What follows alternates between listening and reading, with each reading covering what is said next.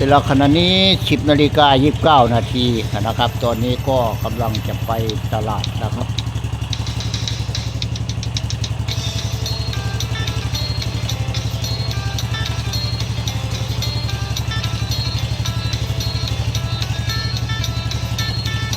ที่หมายก็ตลาดสดน้ำปรุงสามัคคีเต่างอยระยะทาง15 กิโลตอนนี้ก็มีหน่อไม้สดหน่อไม้ต้มนะครับก็จะไปวางขายอยู่ที่นะครับแผงโต๊ะในตลาดน้ำปรุงสามัคคีเต่างอยนะครับ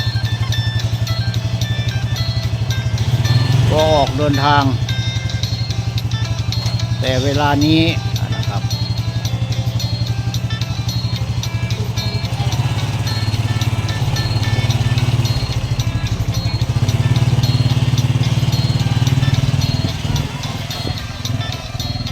ก็อย่าลืมนะครับฝากกดติดตามช่องป้าคำใสชาแนลนะครับสำหรับคลิปนี้ก็จบลงเพียงเท่านี้นะครับก่อนจะลงก็ขออวยพรให้ทุกท่านจงมีแต่ความสุขความเจริญความเจ็บอย่าให้ได้ความไข้อย่าให้มี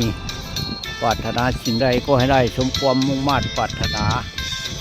ทุกประการจงเจริญด้วยอายุวันนะสุขะภาละปฏิภาณธนสารสมบัติพิพัฒนมงคลสมบูรณ์พูนผลด้วยลาภยศสุขสรรเสริญ